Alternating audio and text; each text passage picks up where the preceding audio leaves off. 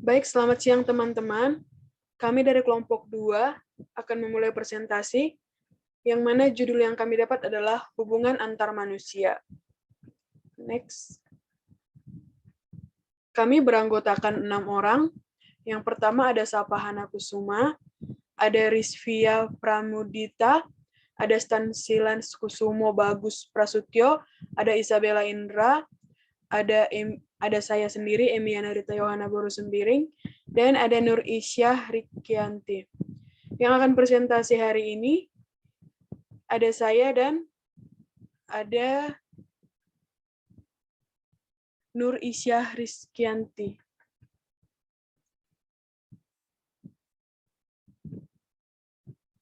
Yang pertama, pasal-pasal yang mengatur hubungan antar manusia. Pasal 13 ada sikap profesional. Psikologi atau ilmuwan psikologi yang memberikan layanan psikologi yang baik bersifat perorangan, kelompok, lembaga, atau organisasi, atau instansi yang sesuai dengan keahlian dan kewenangan serta berkewajiban untuk yang pertama mengutamakan dasar-dasar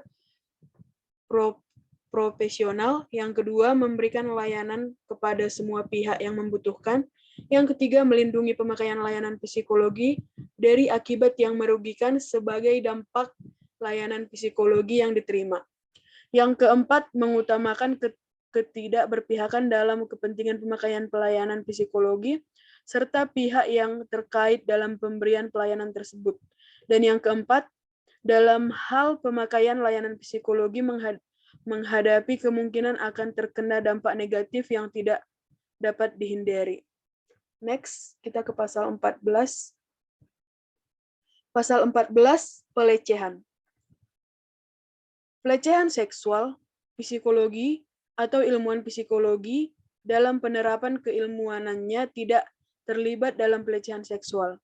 Tercakup dalam pengertian ini, ada permintaan hubungan seks, cumbuan fisik, perilaku verbal, atau nonverbal yang bersifat seksual, yang terdiri dalam kaitan dengan kegiatan atau peran sebagai psikolog dan ilmuwan psikolog. Pelecehan seksual dapat terdiri dari satu perilaku intens atau parah, atau perilaku yang berulang, bertahan, sangat meresap, serta menimbulkan trauma. Perilaku yang dimaksud dalam pengertian ini adalah tindakan atau perbuatan yang dianggap tidak dikehendaki, tidak sopan, dan menimbulkan sakit hati atau dapat menimbulkan suasana tidak nyaman.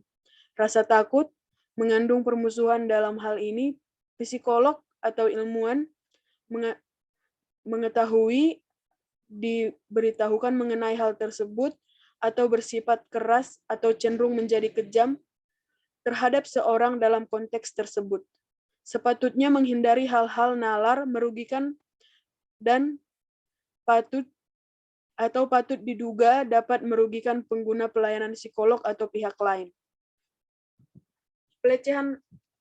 Pelecehan lain, ilmuwan psikolog tidak berkenan secara sadar terlibat dalam perilaku yang melecehkan atau meremehkan individu yang berinteraksi dengan mereka dalam pekerjaan mereka, baik atas dasar usia, gender, ras, suku bangsa, agama, orientasi seksual, kecacatan bahasa, atau status sosial ekonomi.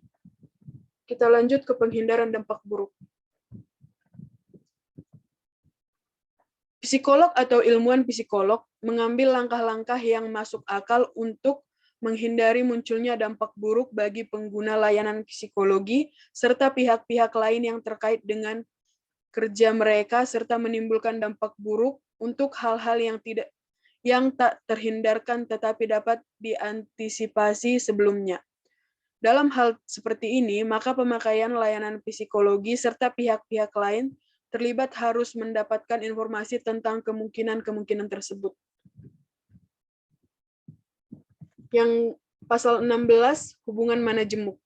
Hubungan manajemuk terjadi apabila psikolog atau ilmuwan sedang dalam peran profesinya dengan seorang dalam waktu yang bersamaan menjalankan peran lain ya dengan orang yang sama atau psikolog atau ilmuwan dalam psikologi, waktu bersamaan dengan hubungan seorang secara dekat, hubungan dengan orang yang memiliki hubungan profesional dengan psikolog atau ilmuwan psikologi tersebut.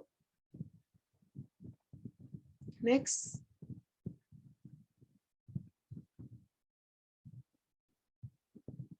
Psikolog atau ilmuwan sedapatnya mungkin menghindari dari hubungan majemuk apabila hubungan majemuk tersebut dipertimbangkan dapat merusak objektivitas, kompensasi, atau efektivitas dalam menjalankan fungsinya sebagai psikolog atau ilmuwan, atau apabila beresiko terhadap eksploitasi atau kerugian pada orang atau pihak lain dalam hubungan profesional tersebut.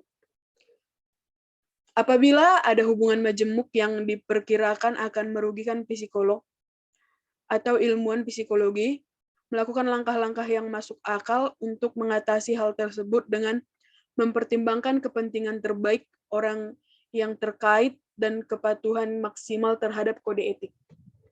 Selanjutnya, apabila psikolog atau ilmuwan dituntut oleh hukum, kebijakan intuisi atau kondisi-kondisi luar biasa akan melakukan lebih dari satu peran. Sejak awal mereka harus memperluas peran yang dapat diharapkan dan rentang kerahasiaan bagi diri sendiri maupun bagi pihak-pihak terkait. Kita lanjut ke pasal 17, konflik kepentingan.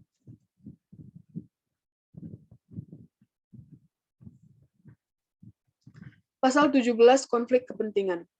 Psikolog atau ilmuwan psikologi menghindar dari melakukan peran profesional apabila kepentingan pribadi, ilmiah, profesional, hukum, finansial, kepentingan atau hubungan lain diperkirakan akan merusak objektivitas, kompensasi, atau efektivitas mereka dalam menjalankan fungsi sebagai psikolog atau ilmuwan yang berdampak buruk bagi pengguna layanan psikologi, serta pihak-pihak yang terkait dengan penggunaan layanan psikologi tersebut.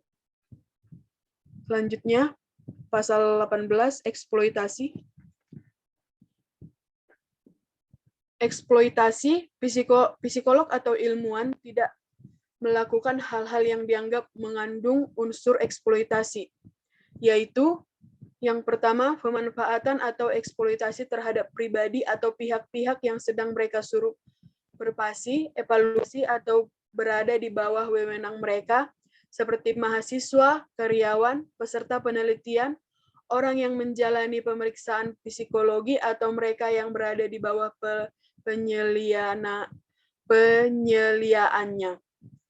Yang kedua, terlihat dalam hal-hal yang mengarah pada hubungan seksual dengan mahasiswa atau mereka yang berada di bawah bimbingan, di mana psikolog atau ilmuwan memiliki wewenang evaluasi atau otoritas langsung. Yang ketiga, pemanfaatan atau eksploitasi yang terlibat dalam hal mengarah pada hubungan seksual dan penggunaan layanan psikologi. Selanjutnya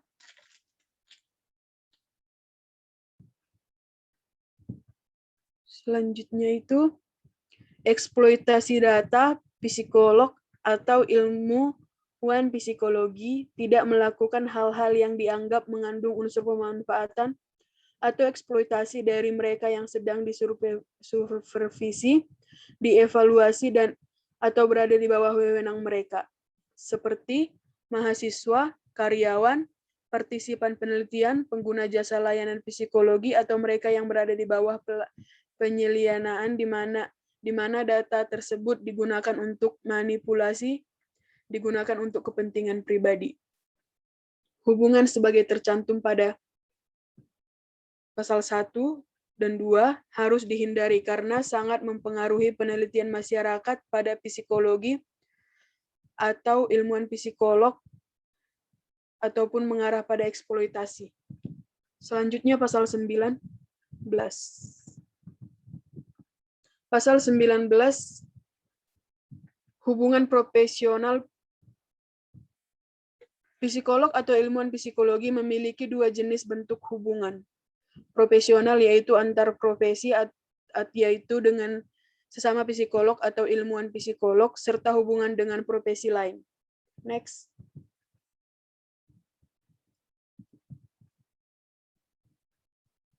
Hubungan antar profesi. Psikolog atau psikologi wajib menghargai, menghormati, dan menjaga hak-hak serta nama baik rekan profesi, yaitu sejawat akademis psikolog atau ilmuwan psikologi. Yang kedua, psikolog atau ilmuwan psikologi seyogyanya saling memberikan umpan balik konstruktif untuk peningkatan keahlian profesinya. Yang ketiga, next.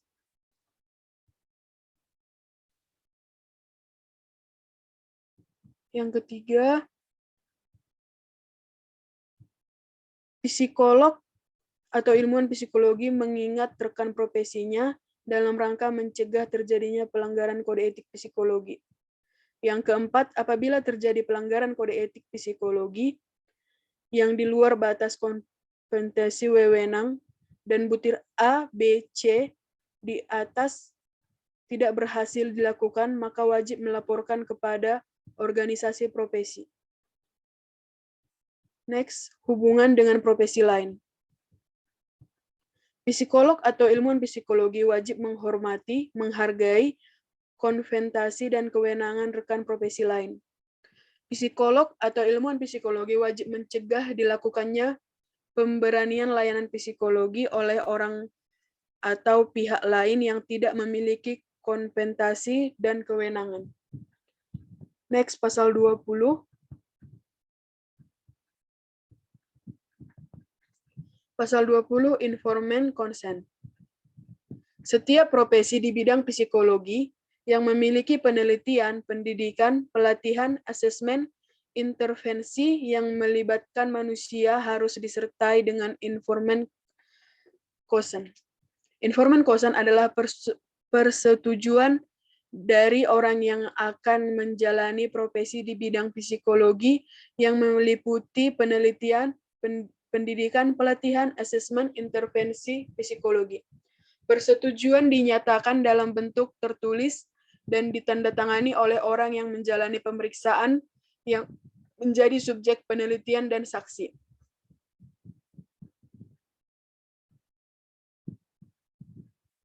Aspek-aspek yang perlu dicantumkan dalam informed consent adalah yang pertama, kesediaan untuk mengikuti proses tanpa paksaan. Yang kedua, perkiraan waktu yang dibutuhkan. Yang ketiga, gambaran tentang apa yang dilakukan. Yang keempat, keuntungan dan risiko yang dialami selama proses tersebut. Yang kelima, jaminan kerahasiaan selama proses tersebut. Yang keenam, orang yang bertanggung jawab tidak terjadi efek samping yang merugikan selama proses tersebut.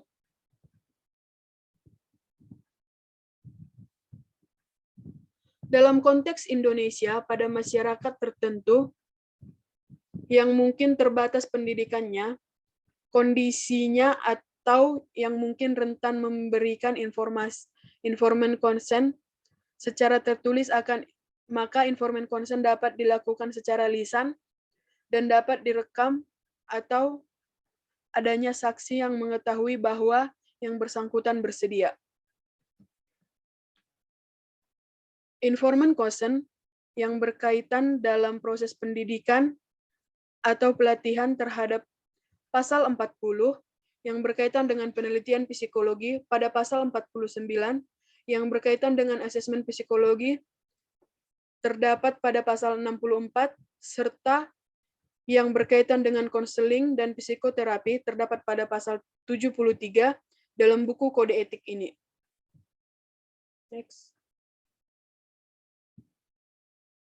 Pasal 21, layanan psikologi kepada dan melalui organisasi.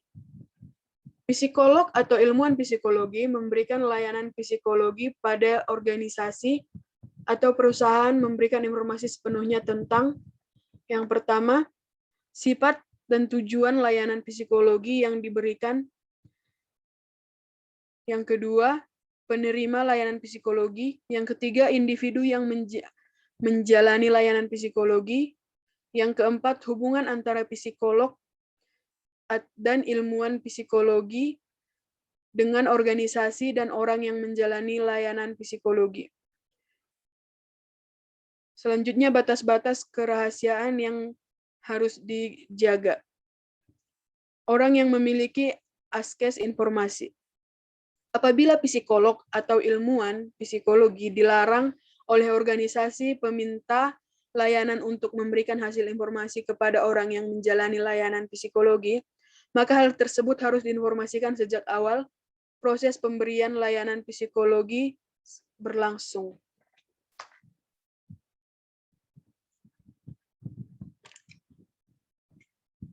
Selanjutnya pasal 22, pengalihan dan penghentian layanan psikologi. Psikolog atau ilmuwan psikologi menyadari pentingnya perencanaan kegiatan dan menyiapkan langkah-langkah yang perlu dilakukan bila terjadi hal-hal dapat menyebabkan pelayanan psikologi mengalami penghentian, terpaksa dihentikan atau dialihkan kepada pihak lain.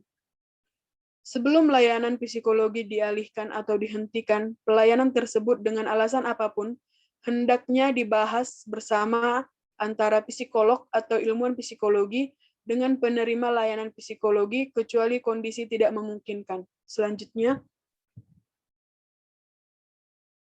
pengalihan layanan. Psikolog atau ilmuwan psikologi dapat mengalihkan layanan psikologi kepada sejawat lain atau rujukan karena ketidakmampuan psikolog atau ilmuwan psikologi misalnya sakit atau meninggal. Salah satu dari mereka pindah ke kota lain, keterbatasan pengetahuan atau kompetensi dari psikolog atau ilmuwan psikologi, keterbatasan pemberian imbalan dari penerima jasa layanan psikologi. Selanjutnya, penghentian layanan. Psikolog atau ilmuwan psikologi harus menghentikan layanan psikologi apabila pengguna layanan psikologi sudah tidak memerlukan jasa layanan psikologi yang telah dilakukan.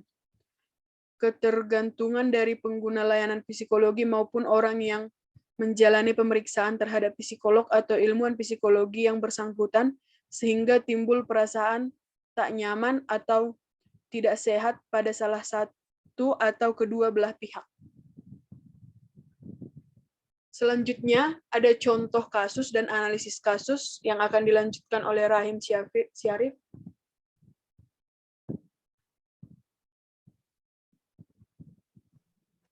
Oke, baik, terima kasih.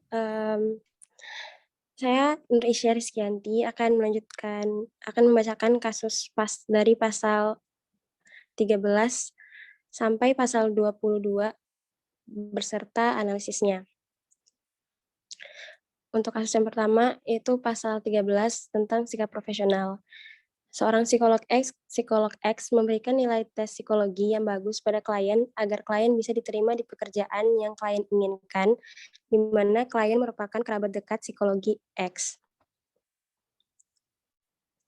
Untuk analisis kasusnya, pada kasus pertama, terhadap tes psikologi yang diberikan merupakan sebuah pelanggaran kode etik psikologi bab 4 pada pasal 13 mengenai sikap profesional poin 1 yang memiliki pelanggaran sikap tidak profesional yang diberikan oleh seorang psikolog kepada klien dengan memberikan nilai tes psikologi tanpa adanya tes psikologi sesuai dengan prosedur, dan poin 4 yang seharusnya seorang psikolog mengutamakan ketidakberpihakan atau netral, namun sayangnya pada kasus ini seorang psikolog melanggar dan berpihak pada klien yang sebagai kerabatnya. Psikolog tersebut seharusnya menetapkan sikap profesionalnya terhadap beragam klien meskipun klien tersebut merupakan kerabatnya, maka tes psikologi tetap perlu dijalankan. Lanjut, kasus pasal 14 tentang pelecehan.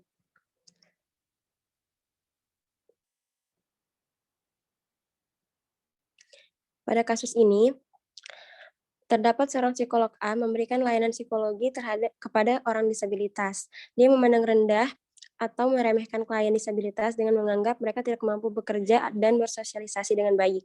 Dianggap kaum yang lemah dan tidak berdaya. Untuk analisisnya, pada kasus ini terhadap pelanggaran yang menjerumus terhadap pelecehan kepada klien disabilitas dengan memandang rendah klien tersebut. Pada kasus ini, psikolog yang menangani klien tersebut telah melanggar kode etik psikologi bab 4 pasal 14 tentang pelecehan poin kedua. Sudah sepantasnya seorang psikolog memberikan layanan terbaik kepada kliennya untuk menyelesaikan masalah, memberikan terapi, konseling, serta jalan keluar untuk kliennya tanpa memandang usia, gender, ras, suku, bangsa, agama, orientasi seksual, kecacatan, bahasa, atau status sosial ekonomi klien tersebut.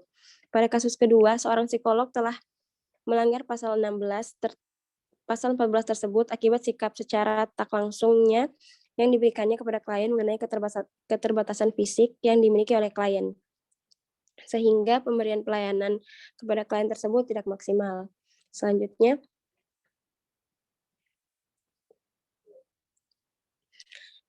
kasus pasal 15 tentang penghindaran dampak buruk. Seorang ibu membawa anaknya ke biro layanan psikologi Y karena perilaku anaknya yang berbeda dari anak-anak seusianya. Sang ibu khawatir anaknya menderita autisme. Di biro psikologi Y tersebut dilakukan tes pada anak dan anak tersebut didiagnosis mengalami autisme oleh psikolog W. Setelah dilakukan berbagai treatment, si anak tidak kunjung membaik. Sang ibu membawa anaknya lagi ke biro layanan psikologi yang lain. Ternyata anaknya tidak mengalami autism, tetapi slow learn. Padahal, anak tersebut sudah meminum obat penyandang autism. Setelah diselidiki, ternyata biro layanan psikologi tidak memiliki izin praktek dan yang menangani bukan psikolog, tetapi hanya sarjana psikologi strata 1. Untuk analisisnya sendiri, pada kasus ini, seorang ibu yang membawa anaknya ke biro psikologi seharusnya paham akan treatment yang diberikan seperti apa dan paham akan hasil yang bertahap pada anak. Psikolog memberikan treatment yang bertahap kepada anak sesuai prosedur yang sudah ada dan bertahap. Hal ini untuk menghindari adanya dampak buruk yang diterima oleh klien sesuai dengan kode etik bab 4 pasal 15 tentang penghindaran dampak buruk. Mengenai biro pelayanan psikologi yang membuka praktek tanpa adanya izin merupakan pelanggaran kode etik yang serius. Selain itu, klien atau keluarga klien sudah semestinya mencari tahu informasi mengenai biro pelayanan psikologi yang akan mereka pakai jasanya agar menghindari dampak buruk di kedepannya. Selanjutnya,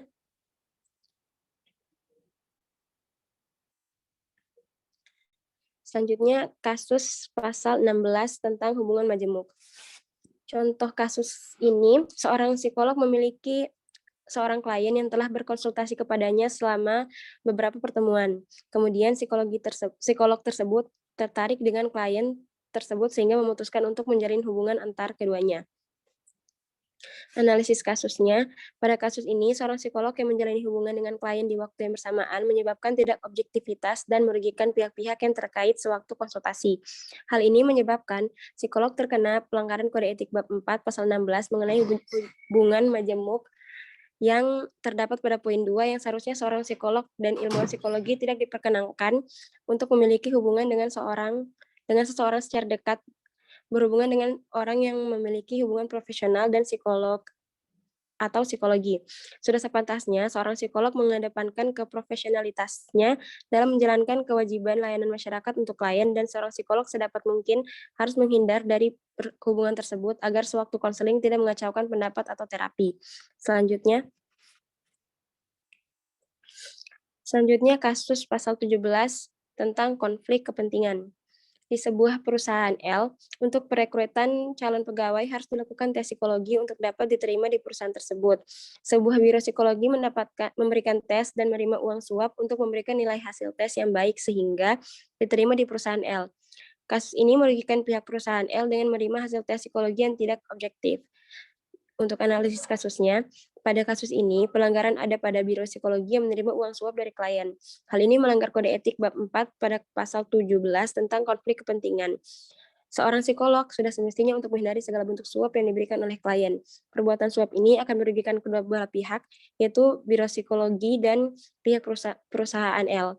Psikolog yang baik juga seharusnya mampu membedakan kepentingan pribadi dengan kepentingan profesinya. Hasil tes psikologi yang objektif merupakan keharusan dalam sebuah biro psikologi jika keobjektifannya hasil tes masih diragukan, maka biro psikologi tersebut perlu dipertanyakan. Selanjutnya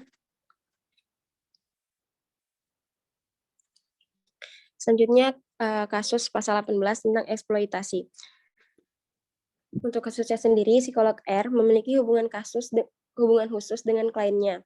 Ia melakukan hubungan seks dengan kliennya ketika ia sedang berusaha menyembuhkan klien dari masalahnya. Ia juga tidak memiliki dasar pengetahuan ilmiah yang mendukung untuk menyembuhkan klien dengan hubungan seks. Dalam hal ini, psikolog dapat dikatakan melakukan eksploitasi terhadap kliennya. Ini semua dapat dikatakan sebagai pelanggaran karena sikap psikolog yang tidak profesional dalam menjalankan profesinya. Pada kasus ini, untuk analisisnya sendiri, pada kasus ini, psikolog R sudah melanggar kode etik bab 4 pasal 18 tentang eksploitasi. Segala bentuk pemanfaatan tidak boleh dilakukan oleh psikolog kepada klien. Psikolog R juga sudah seharusnya tidak melakukan hubungan seks pada klien sebagai upaya penyembuhan, karena tidak ada dasar penelitian yang kuat mengenai hal ini. Psikolog R juga sudah melewati batas profesionalnya, karena tidak bisa membedakan antara dirinya sedang bekerja sebagai profesinya dan tidak. Selanjutnya untuk kasus pasal 19 tentang hubungan profesional. Seorang klien R merasakan depresi berat dan datang ke biro psikologi untuk mendapatkan pertolongan psikologi. Klien R ditangani oleh psikolog B untuk memberikan layanan psikologi. Namun pertemuan layanan psikologi yang diberikan B tidak memberikan hasil yang signifikan. Klien R meminta rujukan baru untuk psikologi lain yang mana merupakan teman sejawat atau merujuk ke psikolog yang lebih senior, tetapi psikolog B tidak memberikan rujukan. Pada kasus ini, psikolog B melanggar kode etik bab 4 pada pasal 19 tentang hubungan profesional, yaitu psikolog B enggan memberikan rujukan ke psikolog atau teman sejawat yang lebih senior untuk klien R. Psikolog B semestinya menghargai keputusan yang diambil oleh klien R. Klien R memiliki hak untuk sembuh untuk keputusannya sendiri. Juga psikolog B sudah seyogyanya memberikan rujukan kepada klien R dan seyogyanya psikolog B untuk menjalin hubungan profesional dengan psikolog yang lebih senior dan memiliki kompetensi yang lebih baik daripada psikolog B. Hal ini dilakukan demi kesembuhan klien R. Selanjutnya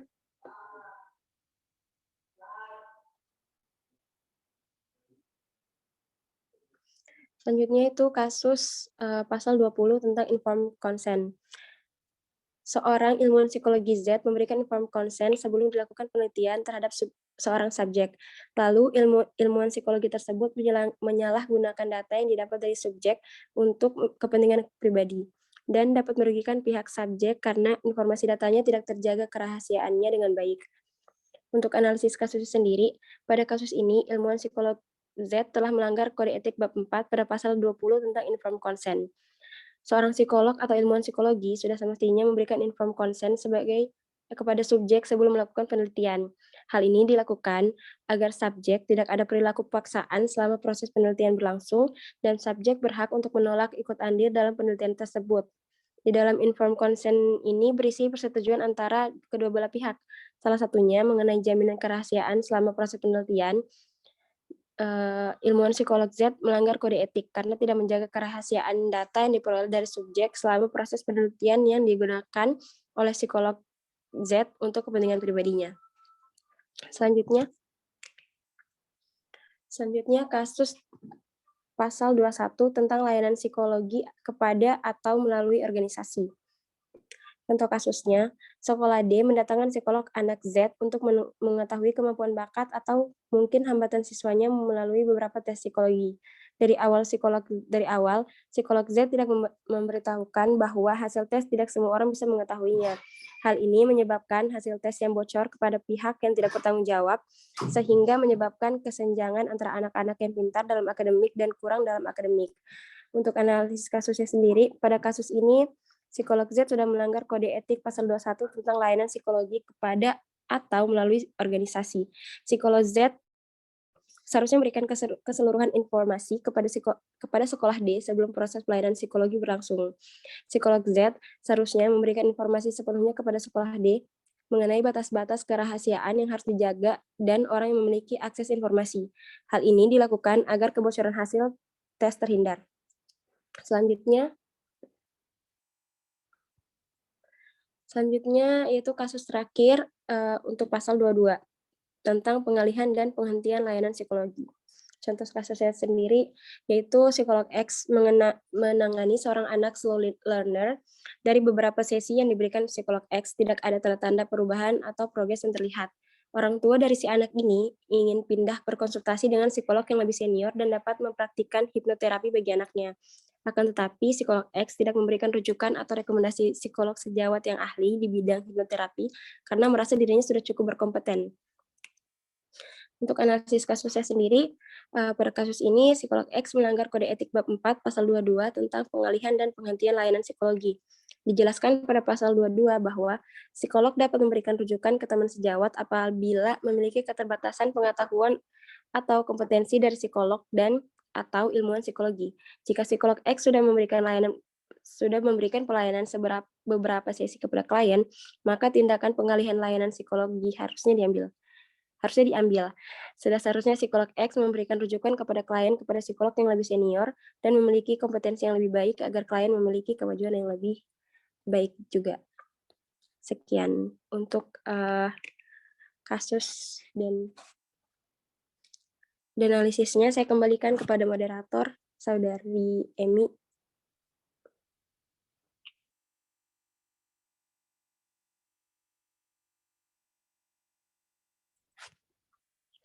Baik, mungkin itu saja dari kelompok kami. Lebih kurangnya mohon dimaafkan. Saya ambil alih, saya akhiri.